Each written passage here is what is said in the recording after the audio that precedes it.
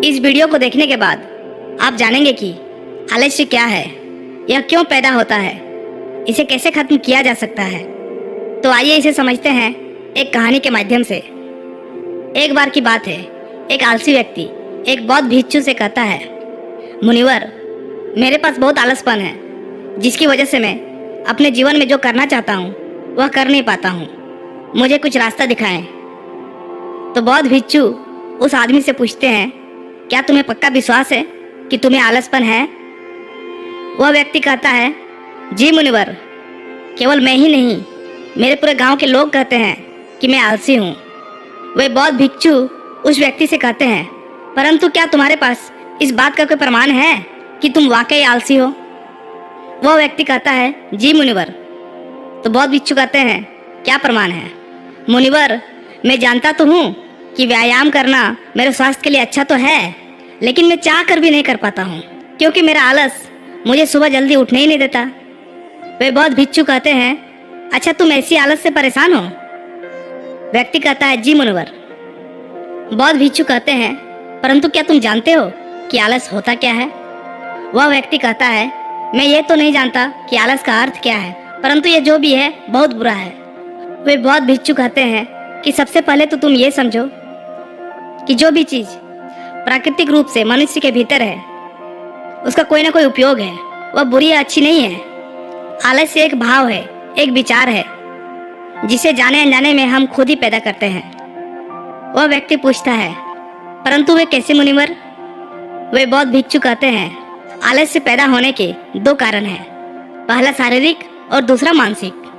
जब हम शरीर को कोई ऐसे भोजन देते हैं जिसमें खुद के भीतर कोई जीवंतता नहीं है, तब हमारे शरीर के भीतर आलस्य पैदा होता है, क्योंकि यह शरीर ऊर्जा से चलता है और जिस तरह का ऊर्जा हम उसे देते हैं यह उसी तरह का बर्ताव करता है।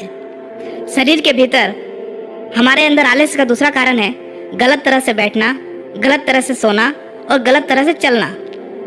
हम इस बात पर कभी ध्यान नहीं देते कि हमारे बैठने, लेटने और सोने की स्थिति सही भी है या नहीं। अगर तुम तथागत बुद्ध को देखोगे तब तुम पाओगे कि जब वो बैठते हैं तो उनके रीढ़ की हड्डी बिल्कुल सीधी होती है। जब वे सोते हैं तो उनके शरीर के भीतर किसी भी अंग में कोई दबाव नहीं होता, और जब वे चलते हैं तो उनके दोनों कदमों के बीच एक तालमेल नजर आता है। यह जरूरी नहीं है कि कोई बुद्ध को सुनकर ही समझे। अगर कोई समझना चाहता है तो सिर्फ उन्हें ध्यान से देखकर भी बहुत कुछ समझा जा सकता है। शारीरिक स्तर पर आलस्य का तीसरा कारण है सुबह जल्दी ना उठना। यह सुनकर वह व्यक्ति कहता है, हाँ मुनिवर, मैं सुबह जल्दी उठ ही नहीं पाता। वे बौद्ध भिक्षुक मुस्कुराते हैं और कहते हैं, तुम सुबह जल्दी तभी उठ सकते हो जब तुम रात को सोने का एक सही समय निर्धारित कर लोगे। प्रत्येक बौद्ध भिक्षु को अनुशासन का पालन करना होता है, क्योंकि अनुशासन हमारे जीवन में संतुलन लाता है। ज्यादातर लोग अनुशासन को बुरा समझते हैं, क्योंकि उन्हें लगता है कि अनुशासन उन्हें बांधता है, जबकि असल में यह है कि अनुशासन हमें बांधता नहीं बल्कि मुक्त करता है। तब वह व्यक्ति पूछता है, परंतु मुनिवर, शुरुआत कहाँ से करें? सही तरह से भोजन करने से, सही तरह से बैठने, लेटने या चलने से, या सुबह जल्दी उठने से? वो बौद्ध भिक्षु कहते हैं, शुरुआत अभी से करो। जो भी तुम इस समय कर रहे हो उसे ध्यान से करो। पहले तुम मन के स्तर पर आलस्य को समझो। वैसे ज्यादातर स्थितियों में मन शरीर के कारण ही आलस्य पैदा करता है। मानसिक आलस्य का पहला कारण है हमारे पुराने गलत विश्वास। हमें लगता है कि हम पिछली बार भी नहीं कर पाए थे, इसलिए इस बार भी हमसे नहीं होगा। हम इस बात को नहीं देखते हैं कि इस बार और पिछली बार में बहुत अंतर है। अब हम मानसिक तौर पर वो नहीं है जो पहले थे। अब सब कुछ बदल चुका है। जब हम अपने आप को काबिल नहीं समझते तब आलस हम पर हावी हो जाता है। दूसरा कारण है छोटी लोग वाले और आलसी लोगों का साथ देना। कभी कभी ऐसा होता है कि आलस्य हमारे भीतर नहीं होता, परंतु दूसरों लोगों से वो हमारे भीतर आ जाता है। ऐसा इसलिए होता है क्योंकि हम आलसी लोगों की संगति करते हैं। वह व्यक्ति कहता है कि जी मुनिवर, यह एकदम सत्य है, यह बात तो मैंने भी अनुभव की है। वे बौद्ध भिक्षु कहते हैं, तीसरा कारण है मन का स्पष्ट ना होना।